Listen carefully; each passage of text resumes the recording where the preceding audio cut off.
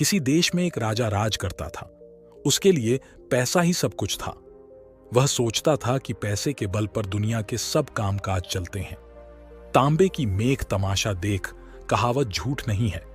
मेरे पास अटूट धन है, इसीलिए मैं इतने बड़े देश पर राज करता हूं। लोग मेरे सामने हाथ जोड़े खड़े रहते हैं। चाहूं तो अभी रुपयों की सड़क तैयार करा दूं, आसमान में सिर उठाए खड़े इन पहाड़ों को खुदवाकर फिकवा दूं। पैसे के बूते पर मेरे पास एक जबरदस्त फौज है।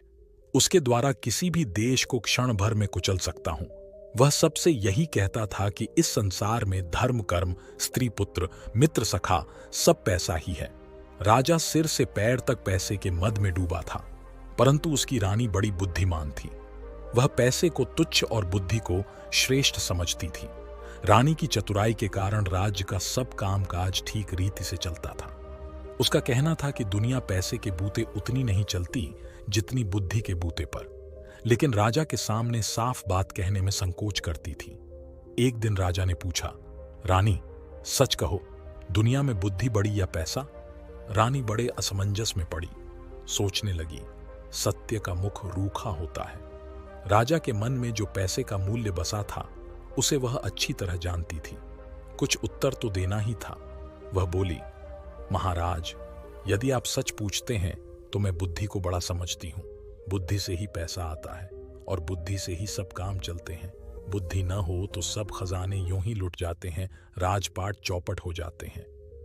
पैसे की इस प्रकार निंदा सुनकर राजा को बहुत गुस्सा आया। बोला, रानी, तुम्हें अपनी बुद्धि का बड़ा घमंड है। मैं देखना चाहता हूं कि तुम बिना पैसे के बुद्धि के सहारे कैसे काम चलाती हो। ऐसा कहकर उसने रानी को नगर के बाहर एक मकान में रख दिया। सेवा के लिए 2-4 नौकर भेज दिए। खर्च के लिए न तो एक पैसा दिया और न किसी तरह का कोई सामान। रानी के शरीर पर जो जेवर थे वे भी उतरवा लिए। रानी मन ही मन कहने लगी कि मैं एक दिन राजा को दिखा दूंगी कि संसार में बुद्धि भी कोई चीज है, पैसा ही सब कुछ नहीं है। नए मकान में पहुंचकर रानी ने नौकर द्वारा कुम्हार के अवें से 2 ईंटें मंगवाईं और उन्हें सफेद कपड़े में लपेटकर ऊपर से अपने नाम की मुहर लगा दी। फिर नौकर को बुलाकर कहा, तुम मेरी इस धरोहर को धन्नू सेठ के घर ले जाओ।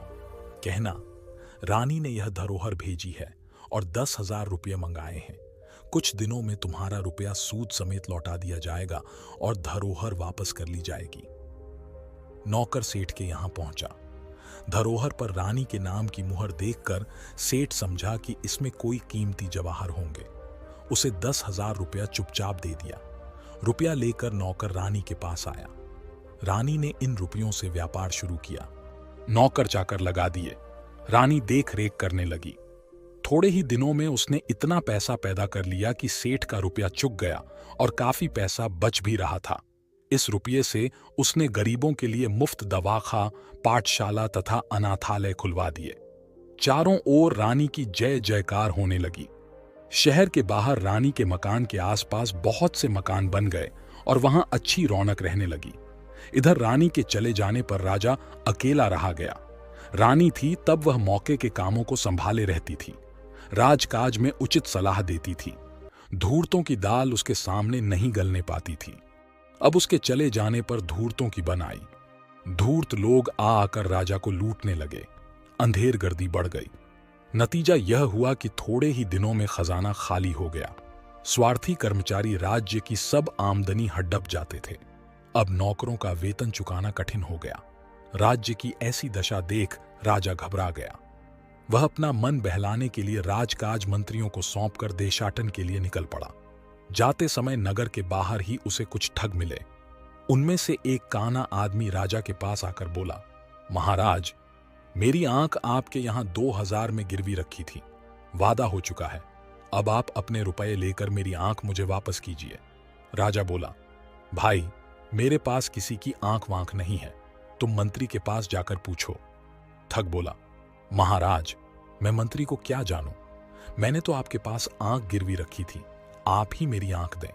जब बाढ़ ही फसल खाने लगी तब रक्षा का क्या उपाय? आप राजा हैं, जब आप ही इंसाफ न करेंगे तो दूसरा कौन करेगा? आप मेरी आंख न देंगे तो आपकी बड़ी बदनामी होगी। राजा बड़ा परेशान हुआ। बदनामी से बचने के लिए उसने जैसे तैसे 4,000 रुपए देकर उसे विदा किया। कुछ दूर आगे चला था कि एक बूढ़ा आदमी उसके सामने आकर खड़ा हो गया।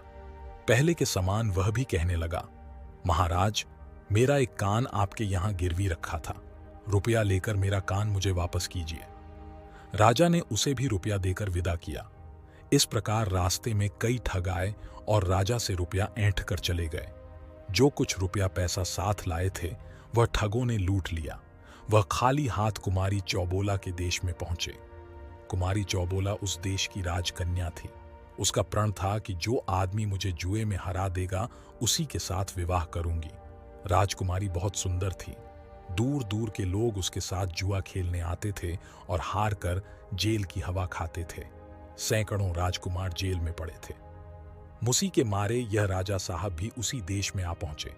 चौबोला की सुंदरता की खबर उनके कानों में पड़ी तो उनके मुंह में पानी भर आया। उनकी इच्छा उसके साथ विवाह करने की हुई। राजकुमारी ने महल से कुछ दूरी पर एक बंगला बनवा दिया था। विवाह की इच्छा से आने वाले लोग इसी बंगले में ठहरते थे। राजा भी उस बंगले में जा पहुंचा। पहरेदार ने तुरंत बेटी को खबर दी। थोड़ी देर बाद एक तोता उड़कर आया और राजा की बाह पर बैठ गया। उसके गले में एक चिट्ठी बंधी थी जिसमें विवाह की शर्तें लिखी थीं। अंत में यह भी लिखा था कि यदि तुम जुए में हार गए तो तुम्हें जेल की हवा खानी पड़ेगी। राजा ने चिट्ठी पढ़कर जेब में रख ली। थोड़ी देर बाद राजा को राजकुमारी के महल में बुलाया गया। जुआ शुरू हुआ और राजा हार गया। शर्त के अनुसार वह जेल भेज दिया गया। राजा की हालत बिगड़ने और नगर छोड़कर चले जाने का समाचार जब रानी को मालूम हुआ तो उसे बहुत दुख हुआ। राजा का पता लगाने वह भी परदेश को निकली। कुछ ही दूर चली थी कि वहीं पुराने ठग फिर आ गए। सबसे पहले वही काना आया। कहने लगा, रानी साहब, आपके पास मेरी आंख 2,000 में गिरवी रखी थी। आप अपना रुपया लेकर मेरी आंख वापस दीजिए। रानी बोली, बहुत ठीक, मेरे पास बहुत से लोगों की आंखें गिरवी रखी हैं, उन्हीं में तुम्हारी भी होगी। एक काम करो, तुम अपनी दूसरी आंख निकालकर मुझे दो। उसके तौल की जो आंख होगी वह तुम्हें दे दी जाएगी। रानी का जवाब सुनकर ठग की नानी मर गई। वह बहुत घबराया। रानी बोली, देर मत करो, दूसरी आंख जल्दी निकालो, उसी के तौल की आंख दे दी जाएगी। ठग हाथ पैर जोड़कर माफी मांगने लगा। बोला, सरकार, मुझे आंख वांख कुछ नहीं चाहिए, मुझे जाने की आज्ञा दीजिए। रानी बोली, नहीं, मैं किसी की धरोहर आपने पास रखना उचित नहीं समझती। तुम जल्दी अपनी आंख निकालकर मुझे दो, नहीं तो सिपाहियों से कहकर निकलवा लूंगी। अंत में ठग ने विनती करके 4,000 रुपया देकर अपनी जान बचाई। यही हाल बूचे का हुआ। जब उसने देखा कि रानी का नौकर दूसरा कान काटने ही वाला है तो उसने भी 4,000 रुपया देकर रानी से अपना पिंड छुड़ाया। ठगों से निपटकर रानी आगे बढ़ी और पता लगाते लगाते कुमारी चौबाला के देश में जा पहुंची। राजा के जेल जाने का समाचार सुनकर उसे दुख हुआ। अब वह राजा को जेल से छुड़ाने का उपाय सोचने लगी। उसने पता लगाया कि रानी चौबाला किस प्रकार जुआ खेलती है। सारा भेद समझकर उसने पुरुष का भेष बनाया और बंगले पर जा पहुंची। पहरेदार ने खबर दी। थोड़ी देर में तोता उड़कर आया। रानी ने उसके गले से चिट्ठी खोलकर पढ़ी। कुछ समय बाद बुलावा आया। रानी पुरुष के वेश में कुमारी चौबोला के महल में पहुंची। इन्हें देखकर चौबोला का मन न जाने क्यों गिरने लगा। उसे ऐसा मालूम होने लगा कि मैं इस राजकुमार को जीत न सकूंगी। खेलने के लिए चौसर डाली गई। कुमारी चौसर खेलते समय बिल्ली के सिर पर दीपक रखती थी। बिल्ली को इस प्रकार सिखाया गया था कि कुमारी का दांव जब ठीक नहीं पड़ता था और उसे मालूम होता था कि वह हार रही है, तब वह बिल्ली के सिर हिलाने से दीपक की ज्योति डगमगाने लगती थी।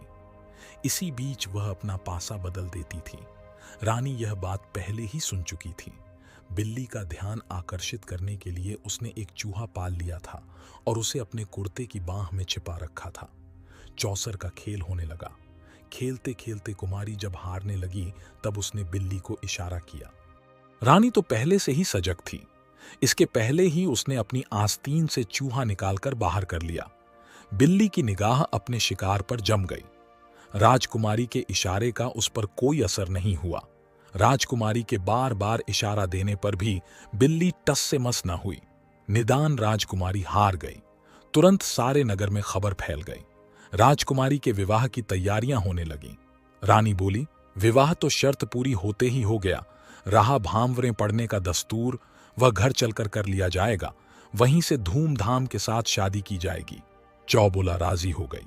पुरुष वेशधारी रानी बोली, एक बात और है, यहां से चलने से पहले उन सब लोगों को जिन्हें जेल में डाल रखा है छोड़ दो, लेकिन पहले एक बार उन सबको मेरे सामने बुलाओ। कैदी सामने लाए गए। हर एक कैदी की नाक छेद कर कौड़ी पहनाई गई थी। सबके हाथ में कोल्हू हाँकने की हंकनी और गले में चमड़े का खलीता पड़ा था। इस खलीते में उनके खाने के लिए खली रखी जाती थी। खलीते पर हर कैदी का नाम दर्ज था। इन्हीं कैदियों के बीच रानी के पति राजा साहब भी थे। रानी ने जब उक्की दशा देखी तो उसका जी भर आया। उसने अपने मन के भाव को तुरंत छिपा लिया। सब कैदियों की नाक से कौड़ी निकाली गई। नाई बुलाकर हजामत बनवाई गई। अच्छे कपड़े पहनाकर उत्तम भोजन करा के उनको छुट्टी दे दी गई। राजा ने राजकुमार की जय बोलकर सीधी घर की राह पकड़ी। दूसरे दिन सवेरे रानी राजकुमारी चौबोला को विदा कराकर हाथी घोड़े, दास दासी और धन दहेज के साथ अपने नगर को चली। रानी पुरुष वेश में घोड़े पर बैठी आगे आगे चल रही थी। पीछे पीछे चौबोला की पालकी चल रही थी। कुछ दिन में वह अपने नगर में आ पहुंची और नगर के बाहर अपने बंगले में ठहर गई। राजा जब लौटकर अपने नगर में आए तो देखते क्या हैं कि रानी के मकान के पास औषधालय, पाठशाला, अनाथालय आदि कई इमारतें बनी हैं। देखकर राजा अचंभे में आ गया। सोचने लगा, रानी को मैंने एक पैसा तो दिया नहीं था, उसने ये लाखों की इमारतें कैसे बनवा लीं? पैसे का महत्व उसकी नजरों में अभी तक वैसा ही बना हुआ था। संध्या समय उसने रानी को बुलवाया, पूछा, कहो रानी, अब भी तुम्हारी समझ में आया कि बुद्धि बड़ी होती या पैसा? रानी कुछ नहीं बोली। चुपचाप उसने राजा के नाक की कौड़ी, खलीता, हंकन और खली का टुकड़ा सामने रख दिया। राजा विस्मित होकर रह गया। सोचने लगा, ये चीजें इसे कहां से मिलीं? इतने में रानी कुमारी चौबोला को बुलाकर उनके सामने खड़ा कर दिया। अब राजा की आंखें खुलीं। वह समझ गए कि चौबोला की कैद से छुड़ाने वाला राजकुमार और कोई नहीं, उसकी बुद्धिमती रानी ही थी। राजा ने लज्जित होकर सिर नीचा कर लिया। फिर कुछ देर सोचकर कहने लगा, रानी, अभी तक मैं बड़ी भूल में था, तुमने मेरी आंखें खोल दी। अभी तक मैं पैसे को ही सब कुछ समझता था, पर आज मेरी मसझ में आया कि बुद्धि के आगे पैसा कोई चीज नहीं है। दोस्तों, इस तरह रानी ने साबित कर दिया कि बुद्धि ही सर्वश्रेष्ठ है। इसके आगे पैसे का कोई मोल नहीं। शुभ मुहूर्त में चौबोला का विवाह राजा के साथ धूमधाम के साथ हो गया। दोनों रानियां हिल मिलकर आनंद पूर्वक रहने लगीं। दोस्तों, आप पैसा और बुद्धि में से किसको बड़ा मानते हैं? कमेंट करके जरूर बताएं।